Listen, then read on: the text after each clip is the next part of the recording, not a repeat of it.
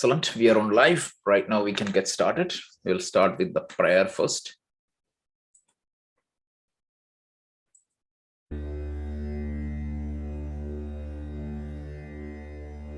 Yogena chittasya padena vacham malam sharirasya cha vaidyakena yopakarot tam pravaram muninam patanjalim pranjaliranatosmi. Okay, good morning. Welcome back to another session of Yoga Sutra. Last 2 weeks we didn't had any classes. Last week we had the long weekend, so I got requests from many people to cancel the session. And prior session we really enjoyed Gina's experience, travel experience. That itself it was really good. So we will pick where we left. We covered up to verse 12. We need to cover 13 to 16 today. We will do a quick recap, get into, just pick up the thread properly where we left. So some grounding is required. So this chapter is called Sadhana Pada. The first chapter, what we had seen is Samadhi Pada, describing the Samadhi as a whole. We found that Samadhi is not a one state, rather it's a continuum, starting with the ability to control my mental activities at the final end, where I can even suspend the entire mental activities and experience the consciousness without anything else. When there is nothing else other than consciousness present, you cannot miss the presence of consciousness. Please understand that this is the approach of yoga philosophy. The Patanjali yoga approach is this. If you really look at the Advaita Vedanta, the approach is slightly different. Even though the end goal is the same, the way you reach the end goal, there is a slight difference in that final steps within the Patanjali scheme of Yoga Sutra versus the conventional Advaita Vedanta. So that's why Swami Vivekananda differentiated this Raja Yoga path. He highlighted separately from the Jnana Yoga path. Both are same. Again, these are very subtle differences, but this class is capable of understanding that difference. So in the Patanjali scheme of things, what we do is definitely you gain the purity of the mind, you gain the control of the mind. But once you gain the control of the mind, you gain the knowledge, but there is an experiential aspect highlighted more than the knowledge part. How you make sure that through your intensive meditative practice, you suspend all the mental activities while you are awake. Usually we do that when we are at sleep, but when you are awake and when there is no thoughts happening in the mind, the consciousness cannot miss itself. Of course, there is a technical difference is there. There could be one thought, which is knowing, means the thought that recognizes the consciousness. Other than that, there is no other thought. So you feel the true consciousness. Means, of course, this is very practical. This is pretty much true. And you can see this in deep meditation. Like those who are meditating for a long time, those who have progressed in the meditation steps, at some moments of your meditation, you feel that inner divinity or the joy. So this is the approach of Patanjali. And this approach, you can gain this experience on your seat of meditation. Where the Advaita Vedanta comes is, yes, this is fine, but how do you establish yourself on this particular thought 24/7? Because that's very important. That's where the habitual thinking has to be recognized. Otherwise, what happens? You feel that you are a saint in your seat of meditation. You feel that Kevalasya Bhava Kaivalya on the seat of meditation. But can you retain that when somebody is stepping on your toes? So you feel that, yes, the purity you gained, the stability you gained, the knowledge you gained, how do you extend that to 24/7? So that's where this Nidithyasanam is introduced in Advaita Vedanta, so that your habitual thinking is completely changed. And with this knowledge, the knowledge you gain and the knowledge you experience, that who are you versus what you have. So right now, my worldview is completely formed with my strong belief that I am this body and the mind. So any potential threat to my body, I see that as a threat to myself. For example, if the body is going to die, I feel that I am dying. I am coming to an end completely. That is my thought. Whereas this teaching, what it does is, yes, the body is coming to an end, but I continue to exist. Can you operate 24/7 with this knowledge? This is what we are going to see in the 5th chapter of the Bhagavad Gita in the upcoming words. So these two are very connected, but there is some subtle differences are there. We should know that. The Patanjali's process is not designed for everybody who is running around in the street. This is designed for the committed spiritual practitioners, whereas the Bhagavad Gita is designed for everybody. So just keep that in mind. Bhagavad Gita is developed for a person who is running in the street, who is a king, who is a student, who is a butcher, who is a cleaner. It doesn't matter. So I think very accidentally these topics collides in our class. So it's very nice. So here you see a focused approach to gain the experience of the truth. That is Patanjali's scheme of things. Whereas in the Bhagavad Gita, you see how that experience can sustain outside the seat of meditation, outside in that strong spiritual pursuit. Because Gita's vision is that the life itself is a spiritual pursuit. There is no difference between secular and sacred. Everything is sacred. Everything you do is sacred, and everything not sacred, you are not supposed to do it. So typical mundane worldly activities, people think what as non-spiritual. In Gita, you see that they are treated as spiritual. For example, you have seen that eating. Nobody in the world could consider eating as a spiritual activity. Nobody could see that, okay, working in the field is sweating in the field is a spiritual activity. So Gita extends that. So please, again, this is a very core group where we studied it very systematically. That's why I wanted to highlight that difference. So please keep contemplating upon this, because these two books are probably the most foundational textbooks of yoga. But both of these books, while there is a lot of commonality is there are some fine areas where each of these books shed its own light. For example, the detailed step of meditation, the detailed stage you go through in your meditative path, you won't see that type of details in Bhagavad Gita. You don't see the Savitarka, Savichara, Sananda, Sasmita. But the Patanjali's scheme is pretty much, as I said, it is designed for a person who is in its spiritual pursuit. Whereas in Gita, you see a little bit different dimension. So any questions on that? Because since we are studying it very properly, very much we need to have that clarity. Any questions or comments?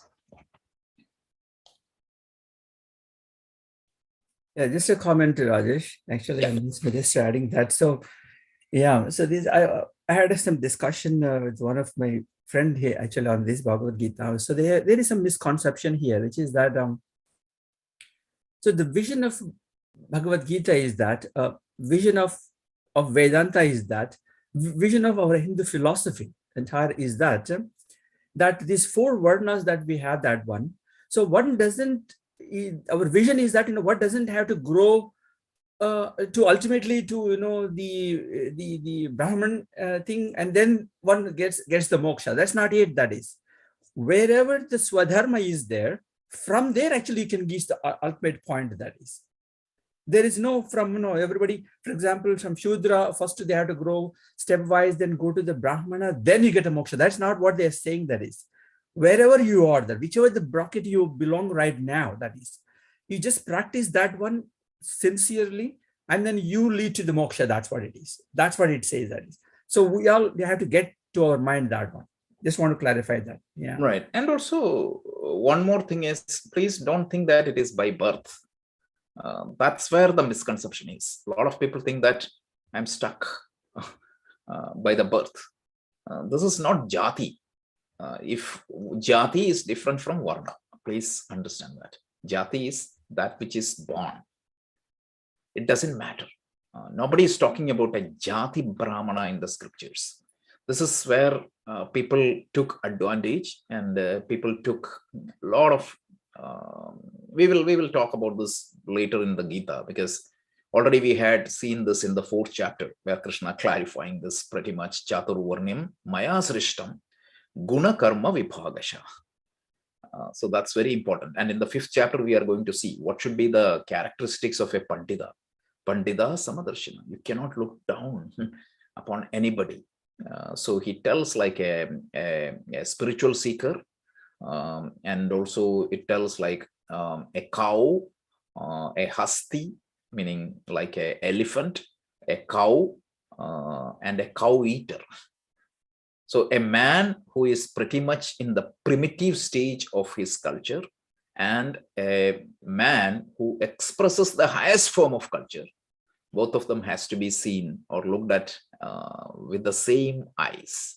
You cannot look down anybody upon that. So these the practices you see in ancient India, not I would say ancient India, in the middle level India, which was completely misinterpreted, and it is some people taking advantage of certain things and manipulating it. Probably that idea, a few things that brought our culture down. Definitely, if you ask what is number one, it is the so-called caste system, which is a curse and a cancer happened to our society. And even now, some people are in that mindset. But the only way to clarify that is the proper study of the scriptures. Yeah. Most of the people who say that, they follow caste system, from where they got the knowledge. Yeah, exactly. So I think we have to emphasize this, probably, multiple occasions, wherever we get a chance, we should emphasize that. Yeah. Absolutely. Yeah. So let's come back to this particular topic. So we started the sadhana pada. So the sadhana pada is how you can experience this samadhi. The samadhi we talked about in the 1st chapter. How can I bring that samadhi into my experience? So we saw that Patanjali, before going to the Ashtanga Yoga, Patanjali started with the first practice, which is called Kriya Yoga. So Kriya Yoga is pretty much closer to the Karma Yoga we studied in the Bhagavad Gita. Kriya Yoga talks about 3 things: Tapaha, Swadhyayaha, and Ishvara Pranidhana. These are the 3 things that is part of the Kriya Yoga. Tapas means commitment, discipline, committed effort on a particular goal.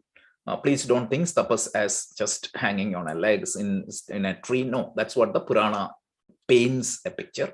Sometimes these Puranas can give you counterproductive results, because with Amar Chitragada, with all these serials, these type of pictures, actually, it is rooted in our mind. And the moment you hear about certain words, our mind thinks only in certain directions. Tapa means heat, that's it. So any effort that requires focus, that requires commitment, that requires consistent, focused effort for a particular goal is tapas. So if you're studying to get a certification in your professional field, that's a tapas. If you're committing to bring up your child in a proper way, that's definitely a tapas. So if you're studying Yoga Sutra with some goal, that's a tapas. If you are taking an undertaking to reduce your body weight or get into shape, that's also a tapas. So tapas, again, cannot be just limited to certain activities. As long as you have a commitment, the word shows tapas, heat, it shows sweat, it shows hard work, it shows focused work. So that's tapas. Swadhyaya means you cannot just work hard without having the knowledge. So in modern times, even fitness, right? So if people watch one YouTube video, one person without any authority, he will sell something. I do a lot of work on that. Like that, you cannot go with half-baked information. You need to have proper information. What is health is one area, like especially the body building or workout is one area. Anybody, because now with the social media, anybody and everybody can post videos without any authority. So you just do a lot of things with, you watch one video, you try to do that. You watch another video, you try to do that. But is that the real thing? And even in the spiritual field, you see, like you say that you have to do this ritual to gain that, reach this, and people are so mad. So you may put effort, but that effort is not backed by proper understanding, proper direction, proper authoritative teaching that could go in a different direction. Sometimes it can be counterproductive. So the tapas has to be always supplemented or supported by swadhyaya, study and practice of the scriptures. So this is very important. And Ishvara Pranidhana. So how do you execute the activities of the tapas? So proper knowledge is required, proper commitment is required, proper effort is required, proper hard work is required. But even that may not gain the proper results if you don't have the correct attitude. So that's why the Patanjali has brought up the Ishvara Pranidhana. What should be my attitude? My attitude should be, I'm doing this action as an offering to Ishvara. First of all, recognizing Ishvara itself is a biggest win in anybody's life. Not recognizing Ishvara as somebody sitting above the cloud, just another means for me to tap potential, another means for me to gain my worldly desires. Most of the people use Ishvara as a means for solving my problem solver, isn't it? Like when Ishvara's thought comes to my mind, I have a problem. I got corona or I got sick. Definitely people pray for what? Oh God, cure me. So if you go to a temple or a church or a mosque, if you go there and listen to the prayers, 99% of the time, it is for asking something. It could be removing some problems in front of me or asking for something which I think it would enhance my life. So it's a means, it's a glorified means for solving my problem. Bhagavad Gita well elaborated this by saying that a lot of people see Ishvara as a means. What is my end? End is my state of, I think that this object or this removing this problem will make me happy. And Ishvara is an enabler for my happiness. That is the one type. There is nothing wrong in that. You can definitely depend upon Ishvara to solve problem. And that's probably the best solution to, one of the best solution to remove the problem. Of course, you have to put your effort, but how you can put and how I can operate, the prayer probably is the best solution. But is that the scope of Ishvara? Ishvara's scope is much more than that. You need to understand Ishvara rather than believing in Ishvara. That's very important. So that's why the 3 chapters of Gita was dedicated. Chapter 7, chapter 8, and chapter 9. So you may have to go out of your primitive understanding of Ishvara, childish understanding of Ishvara, to a larger understanding of Ishvara. If you recognize Ishvara in this life, that itself is a big win. It will reduce your anxiety to that level that you cannot imagine otherwise. So please understand Ishvara and offer your actions as an offering to Ishvara. And any results that comes in, develop the attitude to take this as a prasada of Ishvara. So Shankaracharya, in one of the commentaries, beautifully explains this. Why, look at a small child of say 3 years or 2.5 years, 3 years.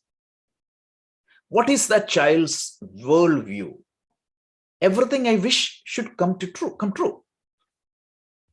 So that's why Shankara tells you hear a lot of cry and scream, because that cannot happen.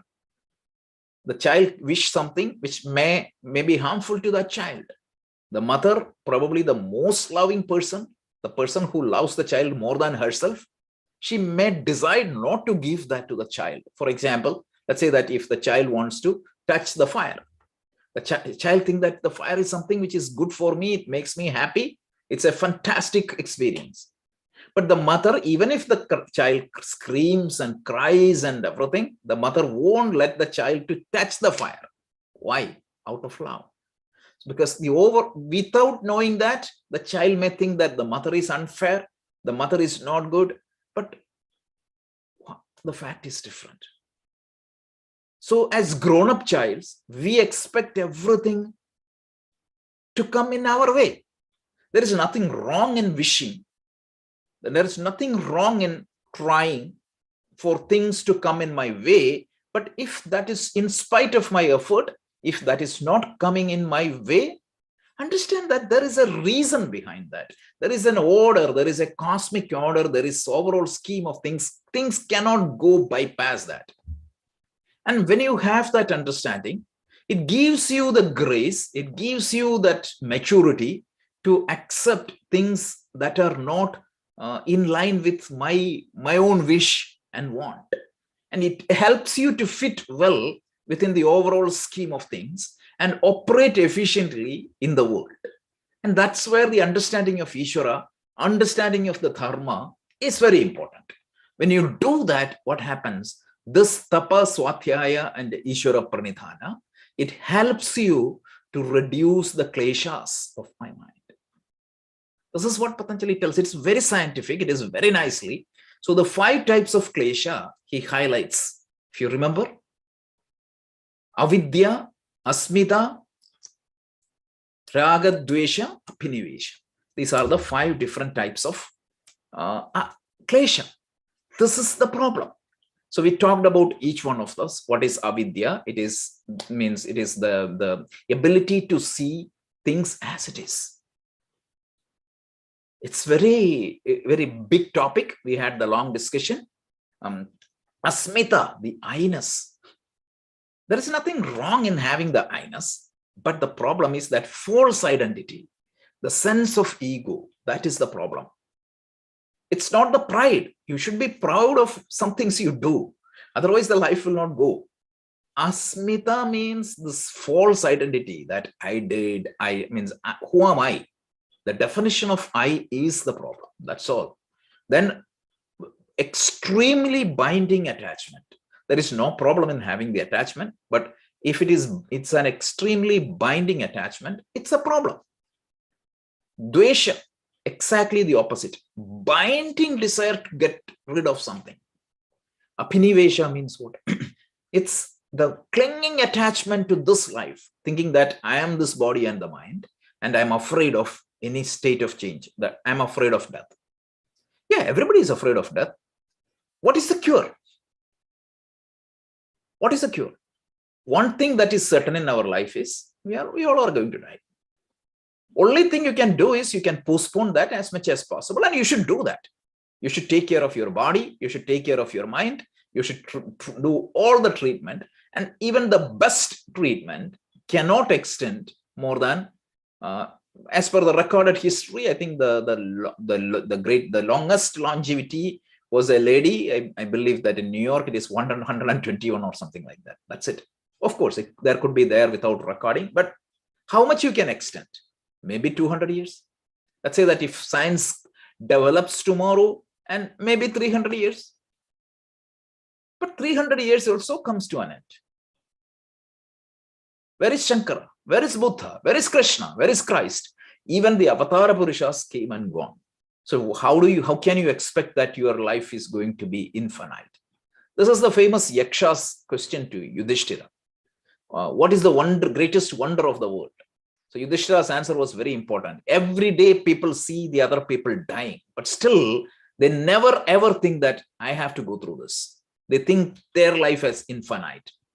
And their expectation, right? Even people at 90s. Yesterday I was talking to somebody, and I was told that this person is more than 90 years old, 92 years old. She is very afraid. So this is Apinivesha. And it's nobody's fault, but you have to see, this shows the immaturity of ourselves. It's like that childlike attitude. So you have to grow. When you aging and growing is two different things. So when you have to grow, you can grow out of all these things. And what is the problem of these kleshas? These kleshas will prompt you to act in certain way. For example, and prompt you to think certain way, prompt you to feel certain way. And as a result, what happens? I accumulate karmas. We talked about in verse 12, something called karma share. These kleshas are the root cause for these undesirable karmas in the future state. So when I am under the influence of raga, what happens? The action I take, with the mindset I create, it is going to accumulate new karmas into the karma share. We talked about what is karma share. What is jalashaya? It's a reservoir of water. Water, it's like a pond or another water body. So like that, karma share, it's a reservoir of karma. It's a pool of karma.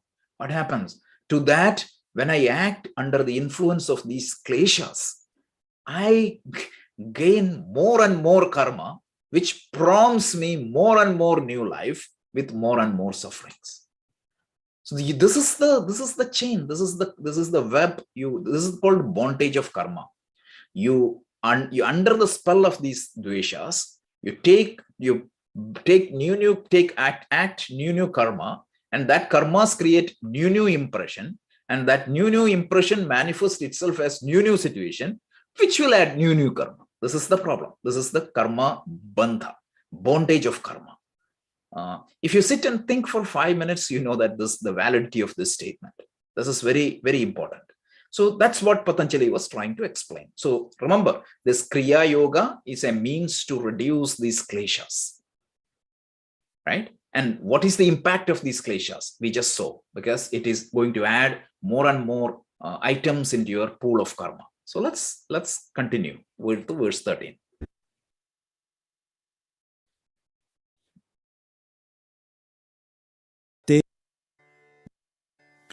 Okay. Sati mule tadvipako jatyayurbhogaha. Very interesting. So these few verses I'm going slow here because this is a complicated topic, because this is the essence of Hindu Sanatana Dharma. One core belief in Sanatana Dharma is law of karma. So that's what these verses are going to talk. So he tells, Sati Mule. Sati means existing, right? That exists as long as these roots or the kleshas exist. Mule means root. These will add new seeds into the pool of karma. Let's say that I have strong raga. Let's say that I have strong raga for money. So any actions I do, I may not even think about dharma. I may cheat people. I may do certain things, and it accumulates new and new karma. What happens? These karma will manifest in the future. So mind you, I just wanted to give you a quick picture. What is karma? The word is very complicated. It has a lot of implications. Karma means anything you do with a karana is karma, right? So what is karana? An instrument is called a karana. So if you do anything with an instrument, that is karma. When I say instrument, it is not external instrument. External instrument, in Sanskrit, it is called as upakarana. Upakarana. Upakarana means that enhances the skill of a karana. For example, your eyeglass is considered as an upakarana because it enhances the skill of your karana. Karana means your internal organ. Means, let's say that, or organ. So your organ is your eye, which is called karana, and upakarana, the glasses, the magnifying glasses, will help you to see the karana better, or use the karana better. So that is upakarana. A telescope is an upakarana. An external microphone is an upakarana. A headset is an upakarana, because each of these upakarana will enhances the power of your karana. So coming back to the definition of karma, what is karma? It is something that you do with any of your karana. in any of your sense organs is karana. Not only the sense organs, but the antakarana. What is so the bahya karanas are the sense organs, and the antakaranas are your mind or intellect. So any thought you do, encounter, for example, I'm sitting and thinking about solving a problem. That is also a karma. The feeling I experience, that is also a karma. So the scope of karma includes anything you do with your bahya karana or antakarana. Please keep this in mind. This definition is important. Now, anything you do with the karana is karma, but the scope of the karma doesn't end here. The scope of the karma includes the reaction of those or the results of that karma. So what happens is, when I do something with a physical karana, for example, I'm talking right now, what happens? There is a physical result or an immediate result or a tangible result, immediate result. You all are hearing me. You may benefit from it, or you may think that this is scrappy. That's all up to you. But immediately something is happening. That is called the pratyaksha phala, or the immediate results. But along with that immediate result, something else is happening. So every karma has two types of results. One is called drishta phala. The other one is called adrishta phala. Adrishta phala means whatever I do, it creates an impression in my mind. For example, if I do the Yoga Sutra class every week, it creates some positive impressions in the mind if I'm doing it properly. Suppose I do something wrong. Okay, let me say that I'm going to drink every day at 6 o'clock. Again, that creates, along with the physical results, okay, it may give me some mental pleasure at that time. That's a physical result. It may harm my body, right? That's a immediate physical result. Along with that, what happens? It puts a seed in my pool of karma. It creates some tendencies that's also there. So here, what is the problem?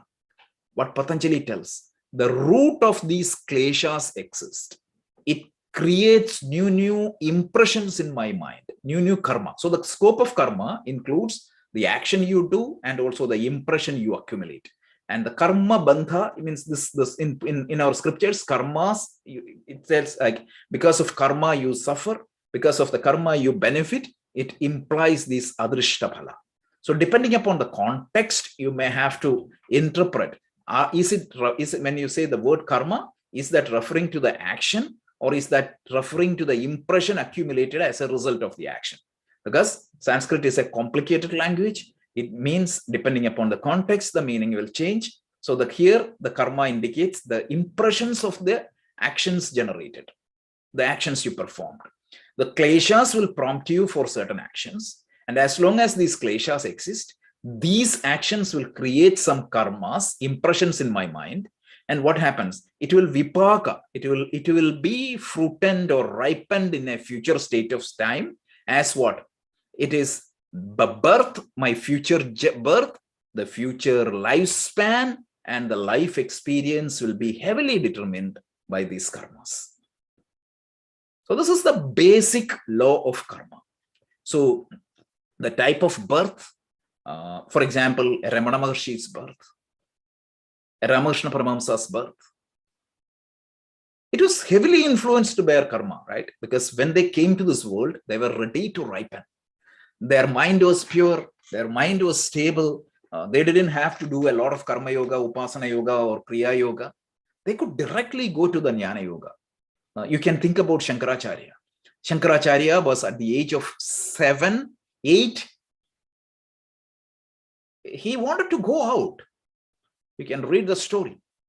You can see the story of Narayana Guru Devan, right? So he was, his parents tried their best to make him a householder, but he didn't stay. Narayana Guru Devan, right? You hear like at the age of 7 or 8, he started composing hymns on Devi, Krishna, means Shiva, etc. How? Okay, these are history. We are not talking about some historical Krishna or somebody who lived 5,000 years back. You're talking about somebody who lived in late 1800 and early 1900. You can think about a Paramahamsa Yogananda. His life was such a wonder, right? He could recite all these Gitas and everything at the young age. So it's there, you know that. You call them as prodigies. I remember reading about that child who passed away. At the age of 4, he used to make wonderful pictures. His name was Clint. Amazing, right? Unfortunately, this boy passed away because of some disease. But who taught him? You could see kids singing at the age of 3 or 4. So the type of birth, the lifespan, and the experiences will be determined by the accumulated karma. But that doesn't mean that it is a fate, because the take-home message here is it's not a done deal. The karmas will put me to a playground where I am given the complete choice how to play. If I borrow the analogy of cricket, all of you know that, right? So in a cricket, let's say that means I was reading the biography of Sachin very recently, right? Sometimes what happens, you might be very well prepared, but the pitch is going to behave in a totally unpredictable way. So what type of pitch you get, you may not have much control. So what is in your control? If you get a pitch which is very much swinging, unpredictably singing, and if you just casually play, what happens? You get out. But if you adjust and play according to the situation, you have a path. You have a path to go forward. In the Mahabharata, there is a beautiful set of verses which means that is the best explanation of the law of karma I have seen. Not even in the Bhagavad Gita or Upanishads, you see this in the Mahabharata, few verses, a conversation between Yudhishthira and Draupadi. So there he gives some brilliant example. It's like a stream of river. So you wanted to cross the river, swimming the river, going to the other side of the river. Let's say that sometimes what happens, the current of the water in the river, it helps you to cross the river. You don't have to, let's say that you don't have to put any effort. You just need to do a little bit of thing. It will automatically take you to the other side. Sometimes the river completely, it will be neutral. So you may have to put your effort to cross, but there is no obstacles. And sometimes what is going to happen? You may have to swim against the current. And sometimes you cannot even do that. Any amount of effort you put, you cannot cross it. This is exactly the karma. The karma is not going to affect your ability to perform now. The karma may affect the situations you're getting. So you need to be mindful of that, and you need to adapt to that situation. But one thing means what Patanjali is saying is here, the karmas are going to make my life very difficult, and to perform the spiritual practices, or sometimes the karma is going to help me to do the spiritual practices.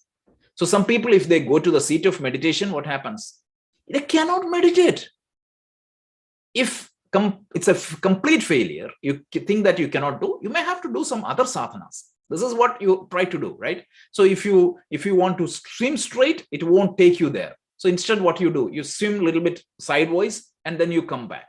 Then you might be able to cross the river. So you need to find out, it's like a dynamic programming. In operational research, you study about the dynamic programming, right? So depending upon the situation, depending upon the traffic, the Waze or the Google map gives you the appropriate direction, not always the same direction. Depending upon the time and the situation, the Google map will pick the best direction for you. So like that, in my life, depending upon my karma, the type of situation I encounter, I need to make that call. But most of the people don't do that. They just follow like a olden static map.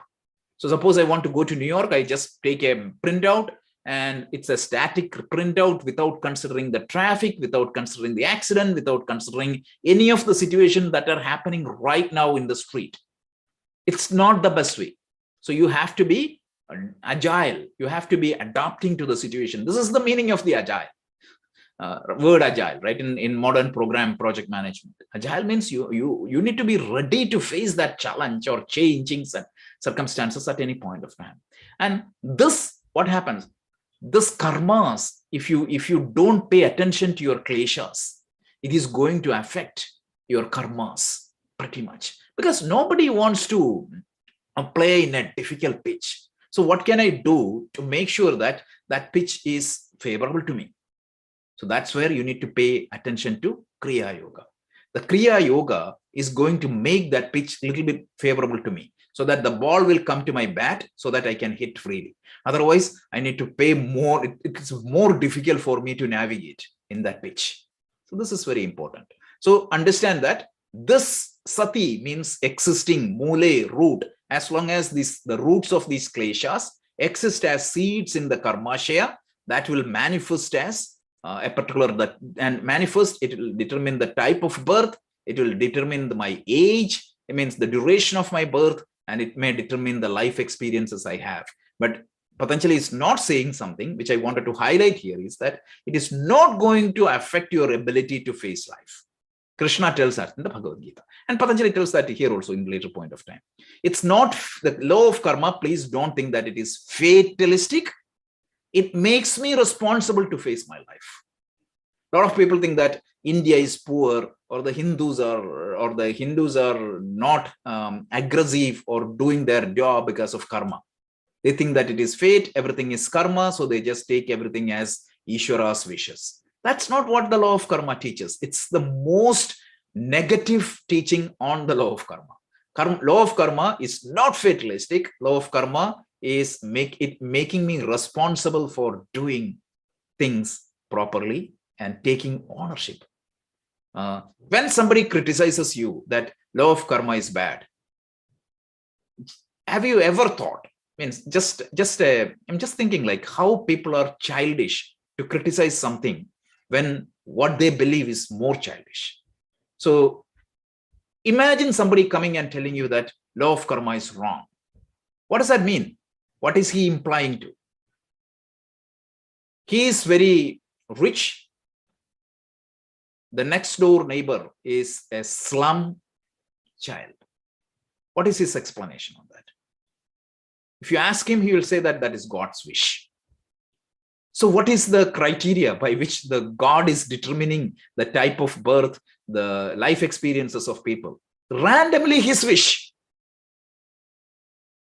So is that God more partial to a set of people? And is that God, and you call him as a loving and kind God? So these are childish things. People say that without realizing the impact. So when they say that those two definitions of the God doesn't match, Swami Vivekananda say, if that is the definition of the God, I will not be ready to worship that God. Even if he put me permanently in hell, this is the language he used in America. Even if he put me permanently into hell, I would rather fight for my rights. Think through that. This is the fact. If you oppose law of karma, what is your alternate? The moment you ask the alternate theory, that falls flat. And some people say, I oppose reincarnation. My religion doesn't say support. What is the alternate? If you ask for a second, falls flat. You come up with the theory of suspended animation forever. The moment they explain it, they themselves know that, okay, I'm stumped. So the best, when somebody asks these things and say that make fun of you or fun of your culture, just politely ask for the alternate theory. It falls flat. So please understand this. So this is the, let's continue the karma theory. So now the nature of these experiences. Te hlada paritapa bhalah punya punya hetutvat. So what happens? These effects of karma, these karmas or these adrishta phala, what happens? They hlada. What type of life experiences it is going to give? Hlada. Have you heard the word of hlada in Sanskrit? Ahlada. It's a word you use in your native language. Happiness. Hlada means happiness.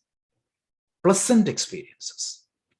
So these fruits of karma, which you are going to give, means ripe in the future, because of the karmas you did right now, they will be hlada. It could be happy experiences if you have done good karmas. And another option is what? Paritapa. Tapa means sadness. Paritapa means extreme sadness. So sometimes it could be happiness, sometimes it could be sadness.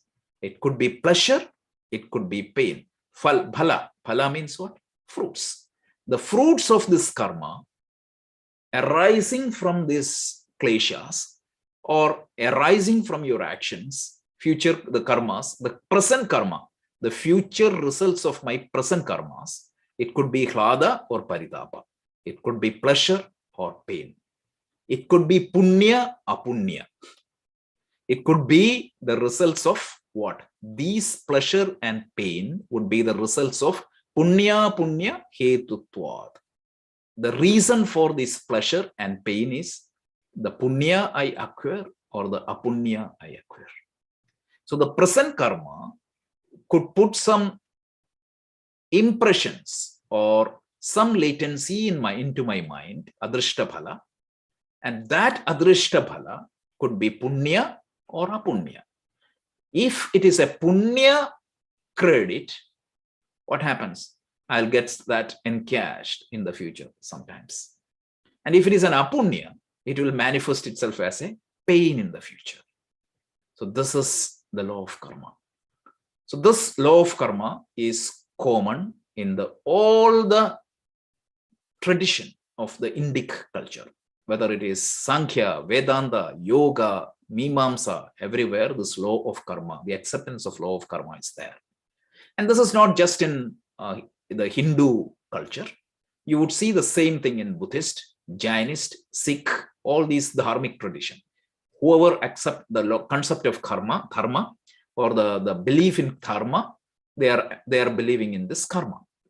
So this karma theory tells these karmas will acquire punya and papa, and depending upon this punya and papa, I will get my life experiences. So Patanjali is highlighting and underlining that principle, and why he wanted to emphasize the importance of Kriya Yoga, because the Kriya Yoga is going to fine-tune my kleshas, and as a result, as I said, like when you go out and want to bat in a pitch, the pitch will be more conducive to you, so that I can easily navigate.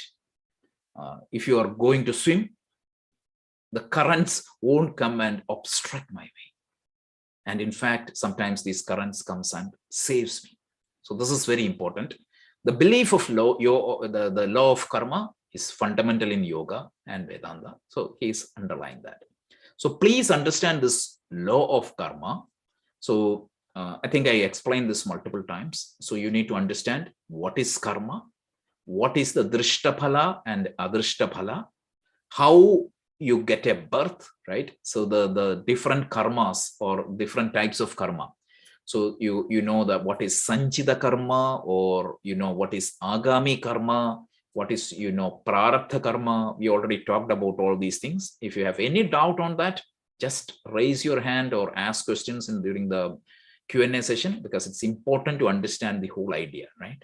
So sanchita karma is what is called as karmashaya here. It is that largest pool of karma which is accumulated through millions of lifetimes. So these karmas will have punyas and papas. And very interestingly, when commenting these verses, Shankaracharya and Vyasa make some beautiful observations, which I found very unique and understand. What happens? These karmas in these pools of what exactly determines the prarabdha karma for my next life. Sometimes what happens? My pool of karmashayas has a lot of diverse type of impressions. Some of them may not even coincide.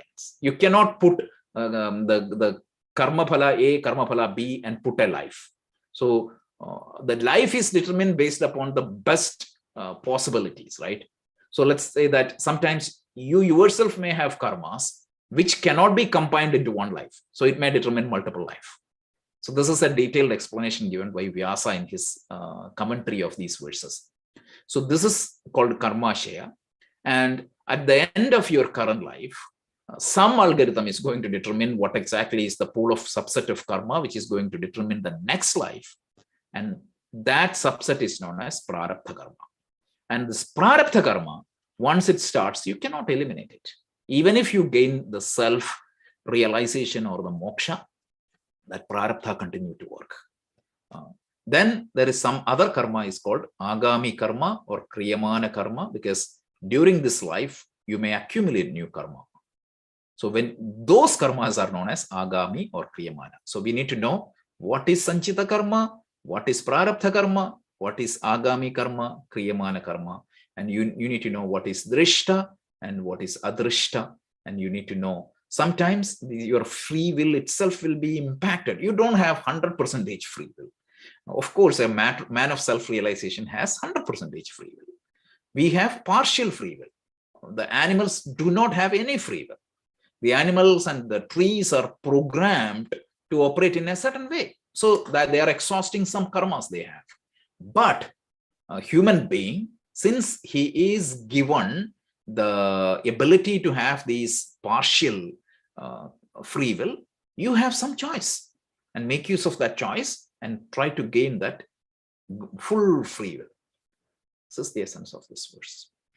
So we may stop here and we may go for Q&A. We covered 2 verses, in fact, only, but we'll continue next week.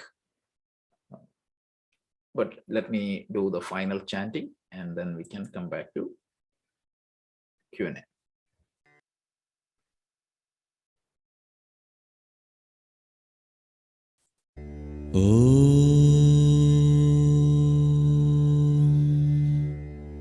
Purnamada Purnamidam Purnat Purnamudachyate Purnasya Purnamadaya Purnamevavashishyate.